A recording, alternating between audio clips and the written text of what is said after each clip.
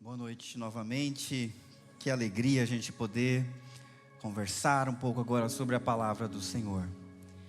Eu acho que ninguém tem o desejo de naufragar, de ficar pelo meio do caminho, de nadar e finalmente morrer na praia. Estou certo em achar isso? Vocês querem perseverar e triunfar ou estariam conformados de chegar perto, mas não conseguir? Ninguém quer naufragar na fé. E quando a gente olha para a carta que Paulo escreveu para Timóteo, esse é o alerta central da carta sobre os cuidados que nós devemos ter. Paulo reforçou mais de uma vez, dizendo para Timóteo não perder tempo com discussões inúteis, com mitos e genealogias, superstições de velhas caducas e outras coisas mais que nós já vimos nas semanas anteriores. Se você perdeu, você pode buscar esses vídeos no canal da igreja. Mas é importante reconhecer que enquanto muito tempo é desperdiçado com preocupações com coisas que sequer são reais, que na realidade são engano e doutrinas de demônios, os problemas de verdade, os problemas reais, acabam não sendo tratados. E uma vez que eles vão se assomando e se somando, podem trazer grande prejuízo com potencial para naufragar até mesmo a fé da igreja. É por isso, meus irmãos, que hoje a palavra de Deus nos incentiva a resolver os problemas reais, não os imaginários, mas os que existem, os que estão na nossa frente. E é importante que você saiba que uma igreja de verdade tem problemas de verdade. Talvez você venha aqui na igreja pensando em encontrar um ambiente onde as pessoas são ótimas, perfeitas, onde o amor é sempre sincero e as coisas funcionam melhor do que lá no mundo. Infelizmente, eu preciso ser realista contigo e dizer que a igreja é o lugar onde as pessoas que se reconhecem doentes se achegam para serem tratadas e curadas. Então, a probabilidade é grande de você encontrar problemas e problemas reais. Se eles não são tratados, ou eles trazem prejuízo para uma pessoa, ou se somam para trazer até a possibilidade de destruição. Ignorar que igrejas têm problemas só vai trazer frustração e desilusão. Ai meu Deus, achei que era melhor, e agora eu descobri a realidade. Bom, a realidade, para que você não tenha que descobrir, eu vou dizer agora. Casamentos passam por problema. Às vezes nós temos que lidar com casos de adultério. Irmãos e irmãs, muitas vezes lidam com vícios. Há casos de brigas, intrigas, fofocas, descontrole, crises mais variadas, desentendimentos, surtos, desarranjos, disputas, dor e sofrimento. Tudo isso acontece dentro da igreja. E acima de qualquer um, a responsabilidade para lidar com esses problemas recai sobre o pastor. E eu vou começar abrindo meu coração para você, dizendo: eu não gosto de problemas. Eu acho que vocês também não. A minha tendência é fugir dos problemas e rezar para que eles se resolvam sozinhos.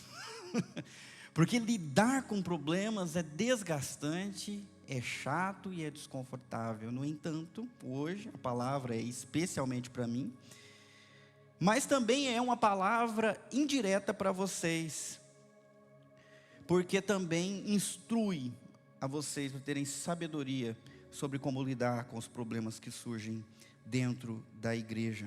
Eu quero convidar você, por misericórdia da minha vida também, a fechar os teus olhos e orar, para que Deus fale ao nosso coração. Senhor, eu estou aqui já há 22 anos, e há tantos problemas para resolver. Eu quero me sujeitar ao Senhor e pedir que o Senhor me ajude, e tenha misericórdia da nossa igreja. Nos ajuda, Deus, a tratar os problemas que precisam ser tratados. Dê sabedoria a mim, a todo o conselho, aos líderes, mas dê sabedoria também ao teu povo, que hoje a tua palavra venha falar ao nosso coração de maneira inequívoca, para que possamos saber o que fazer amanhã, ou mesmo hoje. Em nome de Jesus, todos aqueles que concordam dizem amém. Meus irmãos, a função do pastor ou do líder envolve conversas difíceis sobre problemas sensíveis. E numa igreja, ninguém está acima de correção, nem por ser novo demais, nem por ser velho demais. Quando a gente olha para a Bíblia, não faltam exemplos de Jesus repreendendo pessoas quando elas precisaram de repreensão. Jesus repreendeu Pedro com palavras duras: maldito, né? Arreda de mim, Satanás. Jesus repreendeu Maria, sua própria mãe, dizendo: ainda não é chegada a minha hora, o que tem eu contigo, mulher? Calma, ansiosa. Jesus repreendeu os seus irmãos, que queriam que ele descesse para Jerusalém para mostrar os seus milagres, os seus sinais, porque senão ele não ia se tornar popular. E ele disse: não é minha hora, mas para vocês qualquer hora serve. Repreendeu os seus irmãos. Repreendeu até mesmo a maior autoridade religiosa da época, o sumo sacerdote, quando mandou alguém estapear a cara de Jesus quando ele estava sendo julgado. Ele disse: você está aí para me julgar de acordo com a lei, mas contra a lei me manda castigar. Repreendeu o cara que estava julgando ele. Também os seus discípulos não ficaram atrás. Paulo repreendeu Pedro. Pedro repreendeu Simão, crente de Antioquia. Repreensões são comuns na história bíblica. E hoje nós vamos aprender sobre isso. Provérbios capítulo 25, versículo 11, não está aí, mas eu quero que você preste atenção. Diz assim: as palavras ditas no tempo certo são como frutas de ouro incrustadas numa escultura de prata. É bonito, né? Aí alguém pensa: nossa, o que significa as frutas? Gente, esquece o que significa a fruta. Pensa, ouro e prata, é valioso ou não é? Pronto, você entendeu? Palavras ditas na hora certa, no tempo certo, são valiosas, são preciosas. Provérbios 12, versículo 18, quem quiser conferir para ver se eu não estou falando errado, Provérbios 12, 18 diz: as palavras do inconsequente ferem como espada, mas a língua dos sábios traz cura. Traz cura. Tem outros textos importantes, como um salmo que diz que leais são as feridas de quem ama. Davi experimentou a língua afiada de Natã, mais leal, que levou ele a corrigir a sua conduta assassina e adúltera. Então, tão importante como saber o que falar, é saber como falar. E é por isso que esse texto nos leva para questões muito pessoais e relacionais, de convívio dentro da igreja, especialmente direcionado ao pastor Timóteo, mas também que se aplica à nossa vida. Vocês me ajudam na leitura? Nunca fale com dureza a um homem mais velho, mas aconselhe-o como faria com seu próprio pai. Quanto aos mais jovens, aconselhe-os como a irmãos. Trate as mulheres mais velhas como trataria sua mãe, e as mais jovens com toda pureza, como se fossem suas irmãs. Então, nós temos só nesses primeiros versículos, pelo menos 3 pontos. O primeiro, nós precisamos saber como tratar os idosos, e a Bíblia nos ensina a tratá-los com respeito. Tanto os homens, quanto as mulheres mais idosas, mais velhas. Eu sou instruído como pastor, mesmo quando for repreendê-los numa necessidade, a fazê-lo com todo o respeito. Primeira coisa nesse ponto é que mesmo os idosos, mesmo aqueles que têm mais idade que o pastor, mesmo os velhos, falham e erram e estão sujeitos à correção. É esse o papel da palavra, ela é útil para a correção de todo homem, de toda mulher, não importa a idade. Dizem que macaco velho não aprende truque novo, só se não for submisso e humilde em direção à palavra do Senhor. Então, até mesmo os idosos estão sujeitos a esse tipo de tratamento. No entanto, a palavra de Paulo para Timóteo e a palavra de Deus para nós é que quando nós temos que chamar a atenção de alguém mais idoso, nós não devemos fazer com aspereza, com dureza. E a palavra aí tem a ver com golpear, com machucar, com ferir. Nós devemos fazer de uma maneira, aconselhar como faria com o próprio pai. A palavra aconselhar ali é a palavra paracaléu, que significa chamar à parte. Não é expor, é ajudar a enxergar. Não é expor publicamente, mas tratar como você trataria um pai digno de respeito. Quando a gente olha para a Bíblia, Levítico 19, Provérbios 20, fala que a quem tem cabelos brancos, quem é avançado em idade, merece respeito. Já merece só pelo tempo que viveu. Eu sou de uma época em que nós tratávamos qualquer pessoa mais velha como senhor e senhora. E aí surgiu uma época em que essas senhoras e senhores achavam um insulto, porque estão me chamando de velho. Não tem nada a ver. É pronome de tratamento. É demonstração de respeito, não tem nada a ver com idade, no sentido, eu estou velhinho, né? No sentido de que você é um senhor que merece respeito. Na realidade, a gente começava a tratar as donzelas de senhora a partir do momento que elas casavam. E se casou cedo, com 16 anos? Senhora, antes é senhorita, mas agora ela é uma senhora, merece respeito, ela é casada, comprometida, né? Os homens também, senhor. Até mesmo homens jovens eram tratados de senhores, nos lugares sérios. E, infelizmente, a nossa cultura, cada vez mais informal, está tirando o respeito do convívio e das relações que nós devemos ter. A nossa igreja é uma igreja que está aumentando o número de cães. Não é isso, pessoal? Vamos ver quem entendeu. Está aumentando o número de cães. Eu não estou falando do filho de Noé. E nem estou falando de cães. Está aumentando o número de cães. Vocês perceberam? Está todo mundo fazendo cara de ué. Cães na Bíblia são cabelos brancos.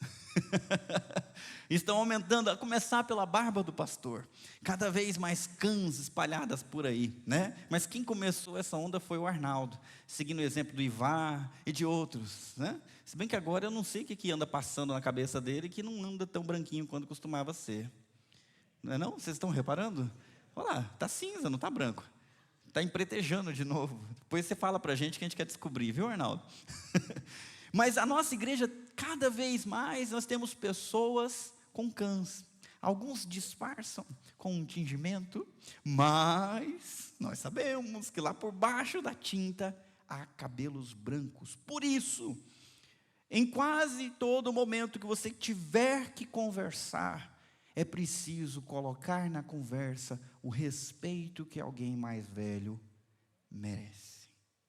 O tratamento que alguém mais velho merece. Nós devemos tratá-los como a um pai.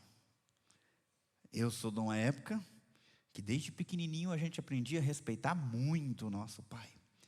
Na realidade ele não precisava nem falar nada, ou precisava. Um olhar a gente já se tremia todo, né?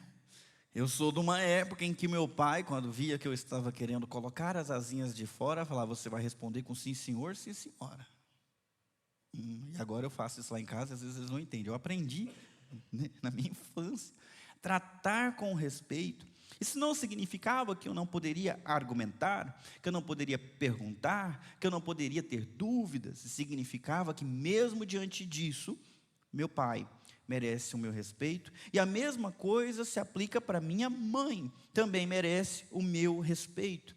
Na igreja, meu irmão, talvez você tenha que lidar com pessoas difíceis, e com pessoas difíceis avançada em idade. É essa a realidade do pastor, é essa a realidade do presbítero, é essa a realidade de uma autoridade como um diácono, é essa a realidade desses oficiais dentro do conselho. Às vezes um pensa assim, outro pensa assado. Como é que vai conversar? Como é que vai resolver? Sempre com respeito aos mais velhos, homens ou mulheres. É assim que a palavra de Deus nos ensina. Devemos tratar os problemas, mas no tratamento com a pessoa idosa, respeito a homens e a mulheres. Deixando esse primeiro ponto, vamos para o segundo. Tratar os mais jovens com fraternidade. Tratar os mais velhos com respeito, tanto homens como mulheres. Tratar os mais jovens com fraternidade. A Bíblia fala, tanto em relação aos rapazes mais jovens, nós devemos aconselhá-los como nós faríamos a irmãos, e as mulheres, as mais jovens, com toda a pureza, mas também como se fossem suas irmãs. A palavra irmã é a palavra fraternidade. É carinho de irmão, é respeito de irmão. Irmãos, eles são iguais e não concorrentes. Eles não estão em disputa. Na realidade, a nossa casa vira uma bagunça quando os filhos começam a disputar entre si e achar que um tem mais carinho que o outro. Não é uma loucura? E nós falamos, não é assim. Cada um aqui tem um lugar no meu coração. Vocês não estão disputando isso. Eu amo vocês do mesmo jeito. Não é isso. Esse drama que a gente enfrenta por causa da pecaminosidade. Mas numa família saudável, os irmãos se tratam com igualdade. A felicidade de um é do outro. A tristeza de um é do outro também. E é tão bom quando essas coisas acontecem assim. Hoje mesmo estou extremamente orgulhoso do Levi. Porque se existe uma disputa lá em casa, é a disputa do Levi com a Clara e da Clara com o Levi. E hoje, eu vim para a escola dominical e trouxe o Samuel. A minha esposa estava bem cansada, então ficou dormindo, descansando, coisa que ela não costuma fazer. E aí, Levi e Clara acordaram, pensaram, vamos deixar a mamãe descansar, né? E o Levi cuidou da Clara. Fez fez o leitinho com chocolate, né? Não faça barulho. Aí a Clara, de repente, começa a falar alto, olha, se você continuar falando baixo, eu te dou uma bala. E que responsabilidade de irmão mais velho, mas tratando uma outra com dignidade, conversando de igual para igual. Quando nós sentamos para nos almoçar, a Clara falou, hoje o Levi cuidou de mim. Ele fez... Uma família saudável é cheia de momentos assim, nós estamos numa família. E quando você vai lidar com os mais jovens, é preciso ter esse tipo de tratamento positivo, mesmo para resolver problemas negativos, com fraternidade, com a intenção, não de machucar, mas de somar, de conduzir, de ajustar o que precisa ser ajustado, de construir e nunca destruir. Isso vale para homens tratando com homens mais novos, mas vale também para mulheres tratando com mulheres mais novas. É preciso pontuar, vocês que são mais velhas, às vezes tem que ter mais paciência com as mais jovens, porque elas nasceram numa outra época, mais estragada, né? Então, não pensa igual, não age igual e demora de entender. Isso vale para os homens tratando com os rapazes mais jovens. Não é complicado, gente? A diferença de uma geração para outra nos causa desconforto, constrangimento. Às vezes, meu Deus do céu, parece que não vai. Mesmo assim, o nosso tratamento deve ser fraternal. Homens com homens, mulheres com mulheres, sabendo tratar os mais jovens dessa forma, com um amor sincero, um amor verdadeiro, não tomado pelo amor próprio, pela vaidade, pelo egocentrismo, mas tomado de real interesse em causar bem, em aconselhar com sabedoria, em pensar no bem do outro. Jesus nos ensina que nós devemos ter a capacidade de fazer para o outro o que nós gostaríamos de que fizesse para a gente. E muita gente não consegue entender a profundidade disso. Por quê? Para eu fazer para o outro o que eu gostaria que eu fizesse para mim, eu preciso ter a capacidade de sentir como o outro sente, vestir a pele dele, a história dele, e entender quem ele é, como ele é, para só assim imaginar. Se eu fosse assim, como eu gostaria de ser tratado? Porque a maioria das pessoas pensa, se eu fosse você, eu não faria assim. Então você não pensou como ele, porque se fosse ele, era assim que você ia agir, não é? Então, é um exercício profundo que nós devemos colocar em prática. Pai. Cadê? Tratar também. Agora o terceiro ponto, precisamos tratar também, e aqui fala das moças mais jovens, e eu coloquei da seguinte forma, tratar as moças ou consortes com pureza. Me perdoe, eu estou ficando velho, aí vem essas palavras na cabeça. Essa foi Foi longe. Mas eu procurei, o significado é esse mesmo. Consorte é aquele que tem algo em comum com você, né? Então, por exemplo, um rapaz gosta de moça, a moça também gosta de rapaz. Então, isso é consorte, né? Os dois estão caminhando por um caminho ali, né? Então, homens e mulheres foram criados um para o outro. O homem é homem para a mulher é mulher para o homem. E na igreja, homens vão se relacionar com mulheres mais jovens vão se relacionar também com homens. E não necessariamente eles têm um casamento, um relacionamento afetivo. Então é por isso que ele acrescenta que os mais jovens, né, as mais jovens devem ser tratadas com toda pureza. Com toda pureza. O sexo oposto deve ser tratado com fraternidade, já falei isso, mas além da fraternidade, pureza. É a palavra hagneia que vem do termo hagios, que significa santo, santidade. Eu não sei, meus irmãos, mas hoje em dia, todo o tratamento e todo o trejeito, tudo que a gente vê é meio carregado de malícia.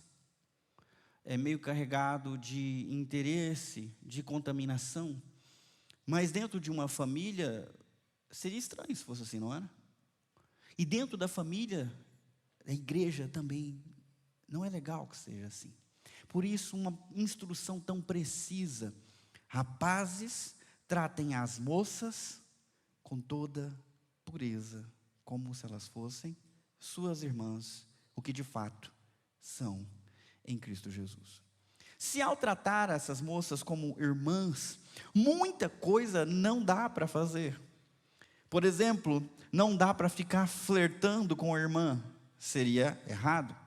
Não dá para ficar flertando então com duas irmãs, seria terrível, né? Então com 4 irmãs, Deus o livre. E se ficarem sabendo de algum assim, pode me passar o nome, que a gente resolve de alguma forma. Na igreja não deve ser assim. Rapazes, aprendam a ter uma intenção pura para com as mulheres mais jovens. Mas é claro que isso também vale para as mulheres. Aprendam a ter uma intenção pura em relação aos rapazes. Isso aqui vai na contramão de tudo que é ensinado no mundo. Se você for... agora eu estou, atrasado. Eu ia falar da revista Capricho, mas acho que nem existe mais.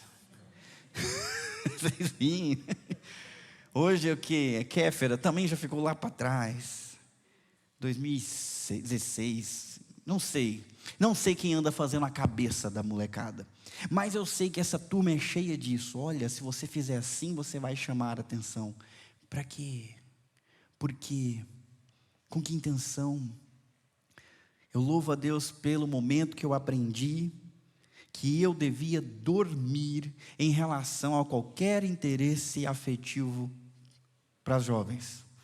E poderia simplesmente tratá-las como irmãs, todas elas. Ao fazer isso, eu parei de ficar imaginando se elas estavam na minha ou fora da minha. E pude me relacionar com elas com pureza, com amizade sincera, tranquila. E justamente por fazer isso, no momento que chegou, o momento certo, Deus me despertou para pensar no casamento, eu tinha condições de enxergar as mulheres que estavam ali à disposição, não como uma mercadoria, mas como pessoas que elas eram. Com a minha capacidade racional clara e não contaminada por paixões e interesses emotivos e desejos sexuais. Eles só foram soltos depois que eu comecei a namorar. Aí sim eu me permiti apaixonar. Mas antes disso, Deus me livre. Causar na minha esposa, hoje é minha esposa, né? Mas casar numa moça que não era minha esposa, algum tipo de imaginação, de interesse que depois ele fala, não é nada disso não. Cruel, meus irmãos. Cruel. O nosso mundo é cruel com o coração dos jovens. E os jovens são cruéis uns com os outros. Na igreja não deve ser assim. Se você está solteiro, cadê os meninos solteiros aqui? Deixa eu dar um tchau para mim, só para ver se tem.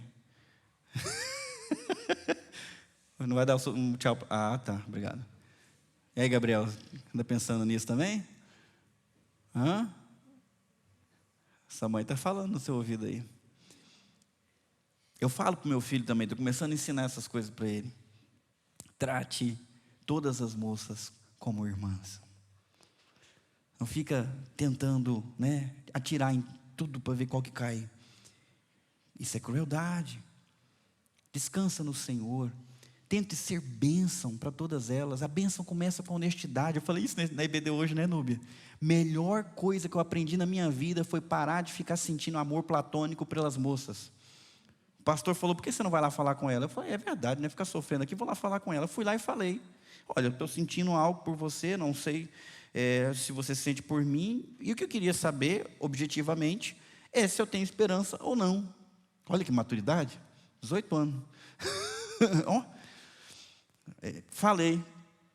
Ela falou, você me pegou de surpresa, eu não estava esperando por isso, mas eu não consigo te dar essa resposta assim. Eu posso orar e pensar? Eu falei, pois não, já não é o não, né? Pois é. Aí depois na outra semana deu tudo errado. Mas tudo bem, eu não fiquei sofrendo 4 anos igual da outra vez, que eu não falei nada. Isso me ajudou a ser honesto e sincero com todas dali em diante. Se vem com algum interesse, mas eu não tenho, eu posso ser sincero, não vou ficar jogando com os sentimentos de ninguém. Isso aqui é extremamente importante. Aí você pensa, isso é coisa muito pessoal. Não é uma igreja. Nós somos irmãos e irmãs uns dos outros. Nós queremos que, independente do que aconteça, todos nós possamos ter amizade e crescer juntos e viver juntos sem memórias, sem um ter que ficar sentado aqui e outro ter que sentar do lado de lá. Sem um ter que ficar aqui com memórias ruins de pecados passados, com o outro que ficou para o lado de lá. Não pode ser assim. Se Jesus Cristo reina no nosso coração, nós devemos agir seguindo a direção espiritual e não a direção carnal. Nós precisamos saber como olhar, como falar, como pensar e lidar com os desejos e inclinações pecaminosas a contento. Eu preciso continuar. Além de falar dos homens mais velhos e mulheres mais velhas, dos homens mais novos e mulheres mais novas, e da pureza que tem que se tratar o sexo oposto, Paulo também instrui a Timóteo como tratar as viúvas em necessidade. E a maneira é com discernimento. Vamos ler. Cuide das viúvas que não têm ninguém para ajudá-las, mas se elas tiverem filhos ou netos, a primeira responsabilidade deles é mostrar devoção no lar e retribuir aos pais o cuidado recebido. Isso é algo que agrada a Deus. Então, tem viúvas na igreja. Como é que a gente trata as viúvas? Com discernimento. E esse discernimento envolve a perceber a necessidade. Desde o Antigo Testamento até o Novo, a Bíblia tem uma preocupação especial com as viúvas, com os órfãos e com os refugiados estrangeiros. Tanto no Antigo quanto no Novo isso aparece. Deus sempre se preocupou com eles. A Bíblia fala que Deus ama a causa da viúva, que Ele defende a causa do órfão, do estrangeiro. Ele instruiu através da lei mosaica o povo de Israel a não prejudicar essas pessoas, mas pelo contrário, a abençoá-las, porque eles também foram estrangeiros, porque eles foram órfãos, porque eles precisavam ser diferentes das outras nações. Da mesma forma, no Novo Testamento, a igreja primitiva logo viu a necessidade de criar um programa de apoio às viúvas. Atos capítulo 6, as viúvas dos gregos estavam sendo esquecidas na distribuição da cesta básica. Logo eles criaram um esquema com 7 homens, especialmente treinados, capacitados para poder assistir à necessidade dessas viúvas. Há documentos históricos dando conta de uma lista com milhares de viúvas que eram assistidas pelas igrejas cristãs no começo da era cristã, nos primeiros séculos. Jesus demonstrou isso de maneira muito impressionante. Ele encontrou uma viúva com o cortejo do seu único filho indo para o cemitério, e ele ressuscitou o filho da viúva de Naim. Era o sustento dela na velhice que ela estava enterrando. Ele parou o enterro e ressuscitou e devolveu o filho para a mãe. Tanta compaixão e misericórdia, Só que percebam que a igreja não deve assumir o papel da família. É uma responsabilidade primária de quem? Dos filhos crentes. Dos filhos crentes, dos parentes crentes. Ele disse, olha, cuide das viúvas que não têm ninguém. Mas se ela tem filhos ou netos, essa responsabilidade primeiro é de quem? Desses filhos. Que eles cuidem dos seus pais, que eles cuidem de suas mães. Eles têm que fazer isso, porque assim eles estão retribuindo a bênção que eles receberam. Eu sei que nós vivemos tempos difíceis e que alguns podem ter traumas da sua infância. Como assim retribuir, pastor, se o que eu recebi do meu pai, se o que eu recebi da minha mãe foi só algo ruim? Bom, tem uma coisa boa que você recebeu, a vida. Então retribua a eles em vida, como você puder. Ajudar para retribuir, ajudar para agradar a Deus. O texto disse que isso é algo que agrada a Deus. O que todo crente quer fazer? Agradar a Deus. E alguns podem pensar que agrada a Deus quando ora, quando vem para a igreja, quando dá o dízimo. No entanto, a Bíblia vem de maneira muito prática, diz, agrada a Deus quem cuida dos seus na velhice. Alguns irmãos que estão aqui honraram os seus pais até o último momento. E eu preciso dizer que isso agradou a Deus, por mais dolorido que tenha sido. É um exemplo para a comunidade. Cuidar deles, trocar a fralda deles, as feridas, dar a roupinha. Às vezes o sofrimento se estende por meses, alguns até anos, é difícil. Alguns desenvolvem doenças degenerativas, como Alzheimer, é um tormento. Mas cada esforço, cada sacrifício é uma honra que agrada a Deus. Isso é verdadeira devoção. Mostrar devoção no lar. Isso também é culto ao Deus vivo e papel do crente, cuidar dos seus. Tiago 1:27 fala: a religião pura e verdadeira aos olhos de Deus o Pai é esta: cuidar dos órfãos e das viúvas em suas dificuldades, e não se deixar corromper pelo mundo. Então aqui nós temos um grupo específico, viúvas em necessidade. E há duas formas de ajudar essas viúvas. Aquelas que não têm ninguém devem ser ajudadas pela igreja. E as que têm alguém devem ser ajudadas pelos seus filhos, parentes cristãos. Agora um outro grupo daqui a pouquinho. Vamos lá.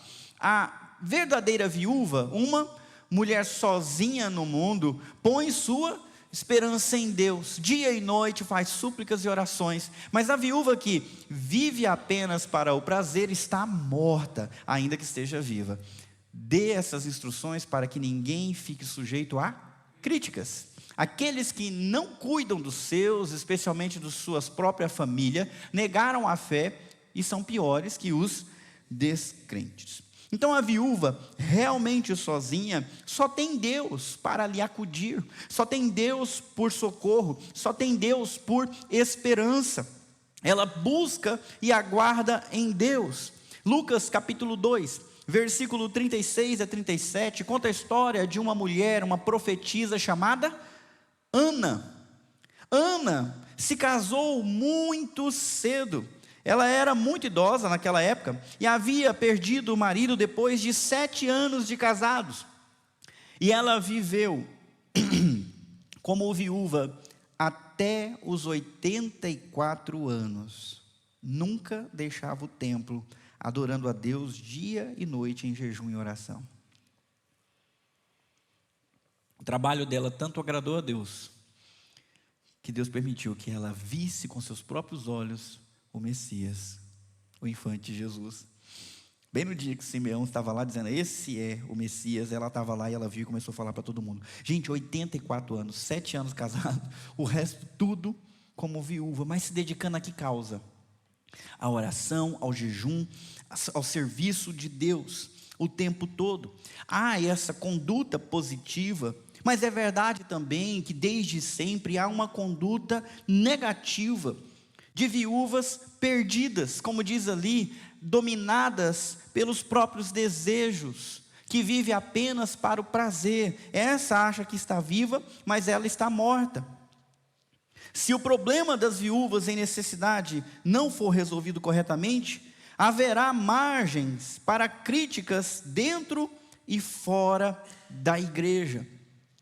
Elas devem saber se portar de maneira positiva, buscando o Senhor, confiando no Senhor. E quando a igreja cumpre o seu papel, quando os parentes cumprem o seu papel, cessam as possibilidades de crítica, de confusão, de problemas relacionados a isso. Uma quarta razão para os parentes crentes ajudarem é que ajudar como forma de expressar, é uma forma de expressar e não negar a sua fé. Renega a fé, não com palavras, não negando eu não creio em Jesus, mas renega a fé pela ausência de atitudes. E nós devemos ter atitudes diferentes. Nós temos que ser diferentes para melhor e não para pior. Se as pessoas lá fora honram seus pais e as suas mães, as pessoas de dentro da igreja, melhor. Quem ainda tem um papai e mamãe aí? Deixa eu ver. Oi, é muita gente ainda. Que vocês sigam o exemplo dos nossos irmãos e irmãs que cuidaram ou ainda têm cuidado dos seus. Honrem-nos, não deixe que falta nada. Vou te dizer uma coisa, eles odeiam ser um estorvo. Eles nunca vão dizer o que está faltando. Então, você tem que futricar, você tem que abrir a despensa, você tem que conversar, você tem que se interessar, é algo ativo. Eles têm uma disposição para abençoar o filho, mas não quer de qualquer maneira ser um peso para filho nenhum. Então vá atrás, é o seu papel como cristão. Agora, se não houver ninguém, traga para o Cláudio, presidente da junta diaconal, ou fale para qualquer diácono da igreja, para que nós possamos assistir aquelas que não tem ninguém para assistir, e assim o nome de Cristo ser honrado, e nós resolvermos esse grande problema. Continuando, agora vamos falar de um outro grupo de viúvas, como tratar as viúvas em serviço, e Paulo nos ensina a fazer isso com discernimento. Eu já falei das viúvas em necessidade. Agora, havia naquela época viúvas que trabalhavam de alguma forma para a igreja. É desse grupo que nós falamos agora. A viúva incluída na lista para receber sustento, ou seja, um reconhecimento pelo trabalho. Ela deve ter pelo menos 60 anos e ter sido esposa de um só marido. Deve ser respeitada pelo bem que praticou, como alguém que soube criar os filhos, foi hospitaleira, serviu o povo santo com humildade, ajudou os que estavam em dificuldade, sempre se dedicou a fazer o bem. Ora, naquela época, esse grupo de viúvas existia, e Paulo está colocando aqui algumas condições para que outras integrassem esse grupo de serviço auxiliar dentro da igreja. Se no primeiro grupo eu falei das viúvas assistidas, agora eu estou falando das viúvas assistentes. Nossa, pastor, existia isso? Existia. Nós temos um exemplo, o exemplo de Dorcas em Atos, capítulo, está errado aqui, mas em Atos diz que havia essa viúva, e ela servia os santos, ela fazia roupas, ela costurava, e de repente ela morreu. Então Pedro foi visitá-la na cidade de Jope, e todo mundo veio chorando com saudade da Dorcas, que tinha falecido naquele momento. Pois Pedro subiu até lá, orou pela viúva, e o que aconteceu? Ela ressuscitou, e continuou o seu trabalho, dedicada a servir. As tarefas poderiam ser aconselhar as mulheres mais novas, orar e jejuar, visitar os doentes, preparar mulheres para o batismo, orientar viúvas e órfãos que eram assistidos pela igreja. Só que o perfil era estabelecido, elas deviam ter mais de 60. E as para baixo? Daqui a pouquinho vai explicar. Além de ter mais de 60, elas deviam ter vivido uma fidelidade conjugal. Quando fala marido de um só, esposa de um só marido, desculpa, não está querendo dizer que ela só podia ter tido um, se tivesse dois estava fora, não. É que ela, enquanto casada, foi fiel àquele marido. É isso que significa, vocês vão entender daqui a pouco quando a gente ler o resto do texto. Então ela tem que ter sido fiel, esse é um bom testemunho, afinal ela vai estar servindo em nome da igreja. Ela também precisava ter tido, durante a sua conduta, na sua caminhada cristã, uma conduta aprovada, como está escrito ali, alguém que fez o bem. Além disso, filhos criados do jeito certo, ter praticado a hospitalidade. Na Bíblia nós temos exemplos de mulheres extremamente hospitaleiras. A viúva de Sarepta tinha um pouquinho de farinha, um pouquinho de azeite e um filho para comer. E ela estava fazendo o último bolo para comer pela última vez e depois esperar a morte. Aí chegou um profeta na casa dela, Elias, e falou: você prepara para mim aí um bolo, um pão? Ela falou: meu servo de Deus, eu estou aqui preparando o último para mim e para o meu filho. E o servo falou: faça do jeito que você falou, mas me dá também um pouco. Não faltará azeite na botija, nem farinha na vasilha. E de fato, não faltou, mas ela acolheu aquele profeta e serviu ele com a sua hospitalidade. Nós temos o exemplo da sunamita. Essa era casada, mas cuidou do profeta Eliseu, construiu até um quarto para ele, demonstrando o apoio para a obra de Deus. Hospitalidade, vontade de compartilhar com aqueles que têm a mesma fé. Também o serviço humilde, diz ali, deixa eu achar aqui, nossa, minha visão hoje está horrível. Serviu o povo santo com humildade. O termo fala até de lavar os pés no original. O povo santo precisa de apoio.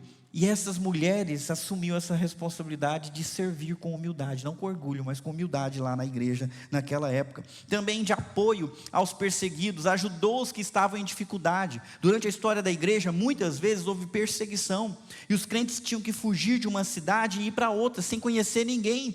O que essas mulheres faziam? Acudia, ajudava os irmãos na fé, refugiados que não tinham para onde ir.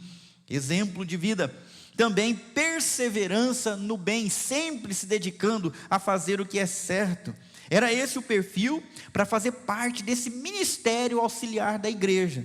Ai, a Bíblia é machista. Não, a Bíblia reserva a liderança oficial para os homens que foram feitos para serem cabeça, mas as mulheres auxiliaram e auxiliaram muito. Perceba que elas também recebem na igreja aqui o sustento, a lista de sustento, por conta do seu apoio. Mulheres sempre foram importantes na história da igreja, não há como medir o tamanho da sua ajuda para a edificação da igreja. Mas ainda fica a pergunta: por que não as mais jovens de 60? E o texto continua.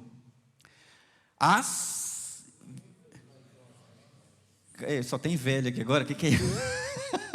Todo mundo dormindo. As viúvas mais jovens não devem fazer parte dessa lista. Nossa, que preconceito. Pois quando seus desejos físicos forem mais fortes que sua devoção a Cristo, desejarão se casar novamente. Assim se tornarão culpadas de quebrar o compromisso que fizeram. Além disso, aprenderão a se tornar ociosas e andar de casa em casa, fazendo fofoca, intrometendo-se em assuntos alheios e falando do que não devem. Eu começo com a seguinte pergunta: acontece isso ainda hoje, não? Tem mulher que faz isso? Acho que não, era só naquela época, né? As mulheres não têm mais esse problema. Graças a Deus nós estamos evoluindo, né? E especialmente as mulheres estão evoluindo numa velocidade absurda. E naquela época era assim. Olha aí, Paulo instruindo o pastor para tomar cuidado, porque havia certas mulheres que começavam ao invés de ser bênção nesse ministério, começar a fazer fofoca, né? Ouvia o pedido de oração, mas era só para poder levar para um terceiro, para um quarto, e assim criando toda uma confusão, se intrometendo em problemas, em assuntos que não dizia respeito, e falando do que não devia falar. Vocês acreditam que isso já aconteceu na igreja, gente? Tem noção? Esse povo era muito pecaminoso, né? É por isso que Paulo dá essas instruções. E ele começa dizendo dessas viúvas novas.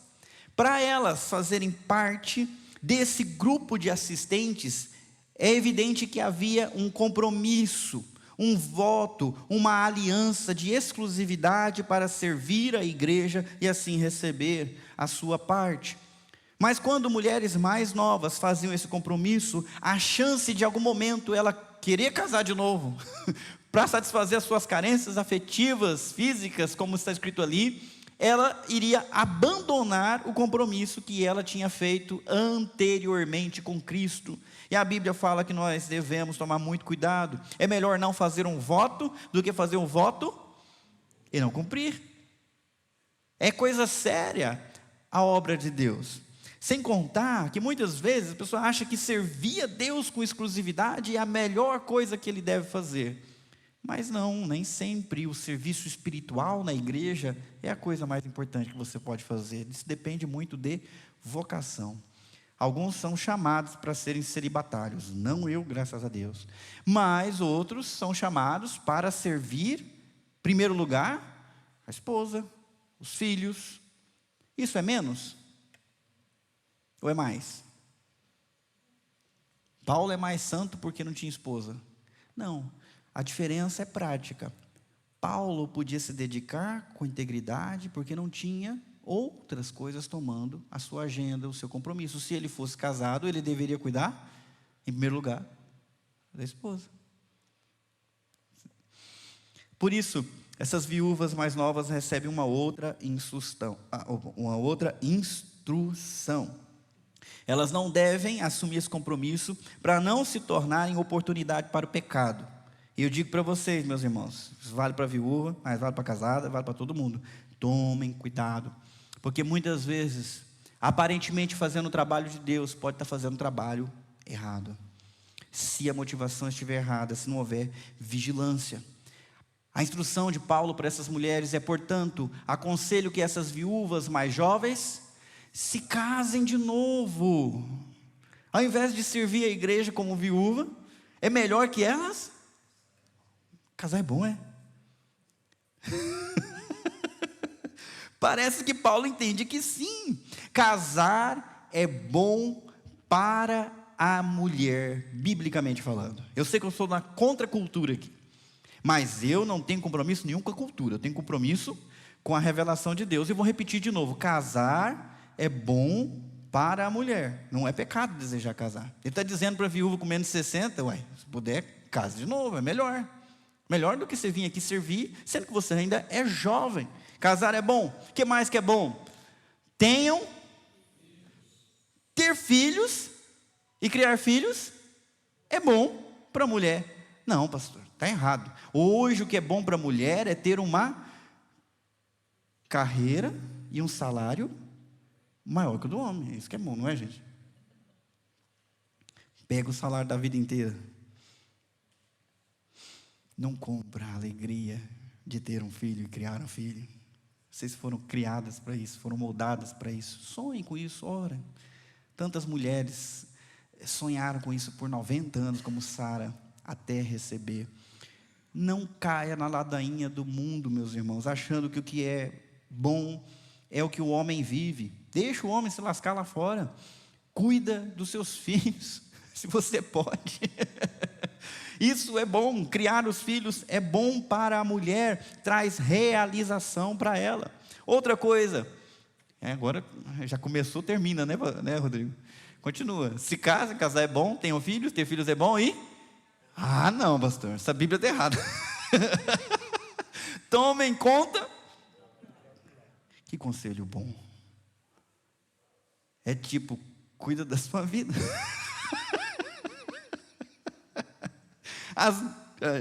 Aqui atrás, né?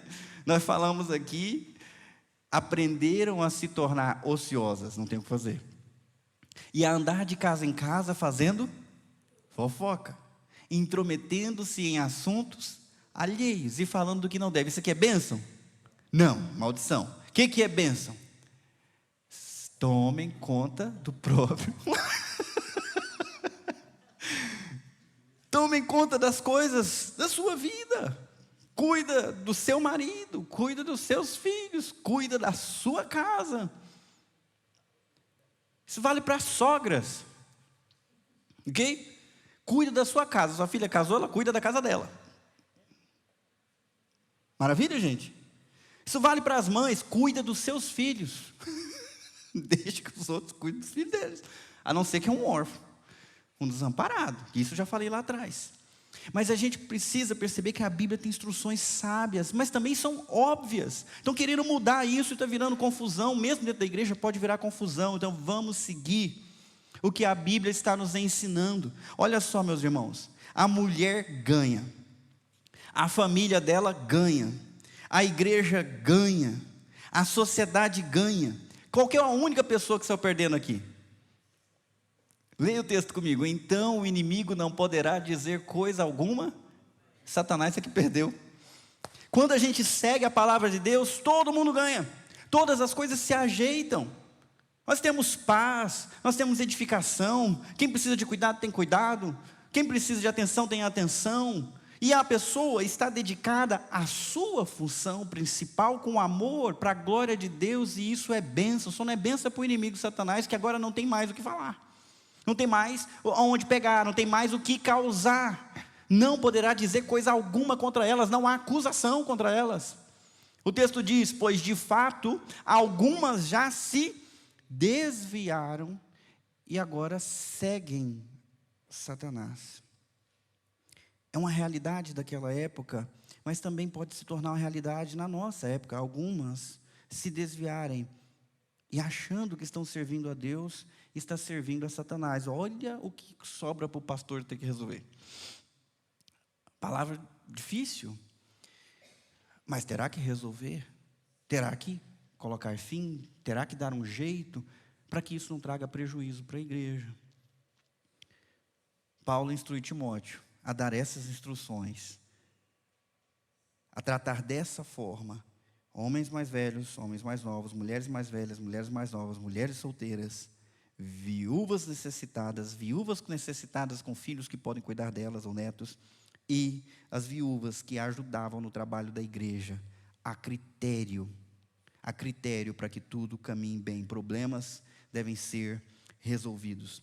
Uma quinta razão para os parentes crentes ajudarem as viúvas, aparece aqui: se alguma irmã na fé tem viúvas na família, deve tomar conta delas e... Então você vê, a mulher pode ser viúva, mas ela tem na família dela uma viúva mais velha que ela. Ela tem menos de 60. O que ela faz? Ela tem muito o que fazer. E ao ajudar, ela deixa de sobrecarregar a igreja. Para que a igreja possa acudir aquelas que realmente estão precisando. Vocês imaginaram algum dia na sua vida ouvir um sermão sobre isso?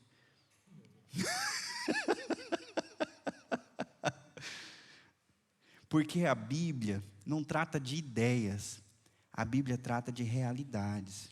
A Bíblia não está falando de suposições, ela está falando de vida.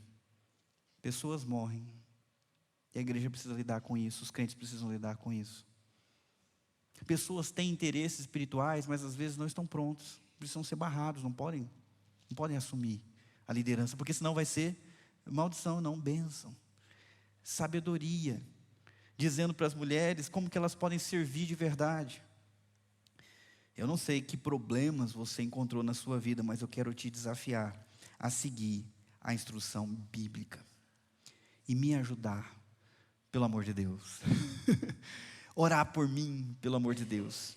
Há muitos problemas para resolver. E se você está tendo dificuldade de resolver qualquer problema, não se prive de buscar ajuda, de buscar conselho. Estou aqui me dispondo como pastor, e também vou fazer esmola com o chapéu dos outros, né? Os presbíteros foram eleitos para isso também. Estou nem aí se vocês gostaram, não gostaram, tem, mas está aqui, ó, Rodrigo, está ali o Tiago, né, Tiago? O Tiago, gente, vocês podem levar bastante coisa para ele, porque por mais que ele se esforce, os cabelos dele não ficam brancos. Eles caem, mas não embranquecem. Então ele aguenta, né? Temos presbíteros em disponibilidade lá atrás. O Arnaldo tem experiência de casamento, criou filho, está tudo grande. Talvez você encontre nele a instrução que você precisa. Olha o William ali também, ó. Pouco cabelo branco, menos que eu, né? Pode ir. E temos outros presbíteros. Aí o Elias está ali, né, Elias? Procurem. Mulheres, procurem as mulheres mais maduras. Mulheres maduras, abençoem as mulheres mais novas. Vamos compartilhar sabedoria e instrução. Vamos cuidar uns dos outros e ajudar a resolver os problemas. Seja você a voz de sabedoria, respeito e humildade para que os casamentos sejam edificados, as famílias sejam restauradas e nós tenhamos aqui uma família linda, maravilhosa. Que nós tenhamos saudade quando viajarmos para a praia, pensando, meu Deus, eu estou uma semana, eu estou com saudade da igreja. Estou com saudade da minha família da fé, porque lá eu aprendi a cuidar, eu aprendi a receber cuidado. Lá eu aprendi a resolver os problemas, de maneira a glorificar o Senhor Jesus Cristo. Com isso, eu ressalto mais uma coisa. É importante que você faça parte de uma comunidade cristã de verdade. Não que você seja um frequentador, mas que você seja parte de verdade. Que você se abra para exortação, para aconselhamento das autoridades. Que você tenha coragem de falar sobre os seus problemas. Meus irmãos, se tem uma coisa que eu tenho é temor a respeito dos problemas dos outros. Se você falar para mim, pastor, eu quero abrir só com você, mas ninguém pode saber, eu vou guardar segredo a respeito do seu problema. Mas é uma realidade que se você está alegre e compartilha a sua alegria com o irmão, essa alegria parece que dobra. Se a vontade era de rir, agora os dois riem juntos e riem por mais tempo. Agora, se você está passando por dificuldades, por problemas difíceis, e simplesmente compartilha com alguém, o peso cai pela metade. Porque nós levamos os fardos pesados uns dos outros. Está com dificuldade no casamento? Está com dificuldade nas finanças? Está com dificuldade com alguma inclinação pecaminosa no seu coração? Está com dificuldade de perdoar alguém? Próximo, não próximo? Está precisando de sabedoria, de oração, de apoio? Ou está passando por necessidade na sua casa? Conte com a igreja. Conte com os irmãos. Você pode procurar alguém aqui, em específico, ou pode procurar a junta diaconal, o presbítero e dizer, estou precisando de ajuda, não sei mais o que fazer.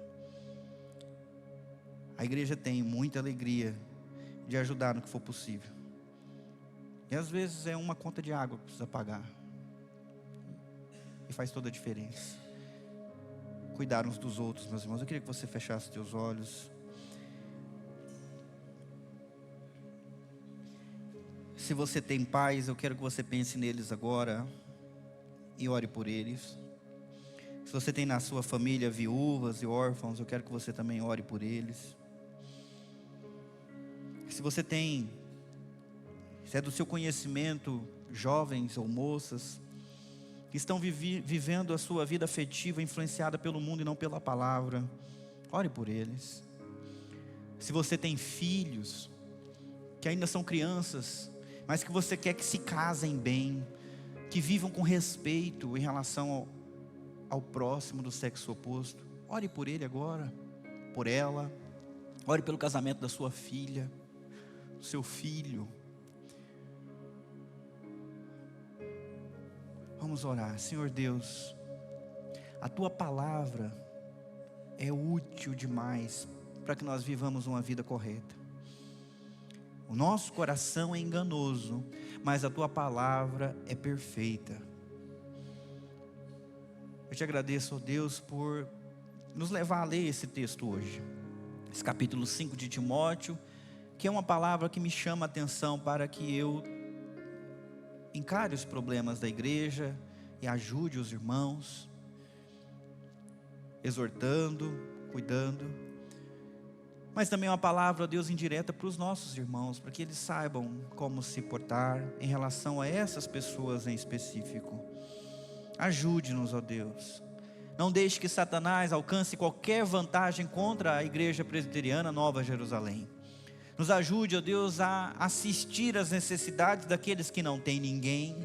E ajudar, ó Deus, aqueles que têm parentes nessas condições a assumirem isso como sua responsabilidade.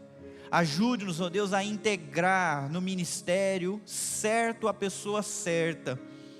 Que aquela viúva que quer se dedicar à oração, seja conduzida para isso, seja conduzida para o serviço. Mas aquela que ainda é jovem, ou que é casada, que tem filhos, também seja conduzida à compreensão de que o seu ministério começa na sua casa, e que a vitória lá fora comece com a vitória dentro, com os problemas pessoais, do casamento, do cuidado dos filhos, do amor ao próximo mais próximo. Ajude-nos, ó Deus, a não viver uma vida de faz de conta, em que nós confessamos com a nossa boca que cremos em Jesus e Ele é nosso Senhor, mas negamos com as nossas atitudes o que nós confessamos. Nos ajuda, Deus, a comprovar na prática que somos Teus e queremos fazer o que o Senhor quer. Eu oro, ó Deus, pelos idosos, pelos doentes. Nós temos irmãos que estão cuidando de mãe, de pai, em avançada idade, sofrendo pela perspectiva da partida e sofrendo pela dor que é cuidar de alguém que se ama tanto. Deus sustenta, Pai, como o Senhor sustentou tantas pessoas aqui. Que o Senhor prive essas pessoas do sofrimento. Prive os pais, prive os filhos, prive os avós que já viveram tanto. Que o Senhor venha intervir de maneira sobrenatural, e que o Senhor venha intervir de maneira natural. Que as mãos dos filhos, que as mãos dos diáconos, que as minhas mãos, que as nossas vidas sejam um instrumento de toque, de consolo, de sustento, de assistência para essas pessoas. Que na nossa igreja, aqueles filhos que não têm pai, encontrem modelos, encontrem manifestações de carinho, de instrução. Que aquelas filhas que não conheceram, não têm um pai, encontrem isso também. Da mesma forma, aqueles que não têm uma mãe, encontrem uma mãe na fé, encontrem um pai na fé, e que pais encontrem filhos, Senhor. Abençoa, Deus, para que a nossa comunidade não seja de mentira, mas real. E eu te louvo, Deus, por tudo que nós experimentamos aqui. Essa igreja é maravilhosa. Tanta coisa maravilhosa aconteceu aqui dentro. Continua, Deus, movendo o Teu Espírito Santo, nos constrangendo e nos conduzindo. Nós oramos no nome de Jesus. Amém.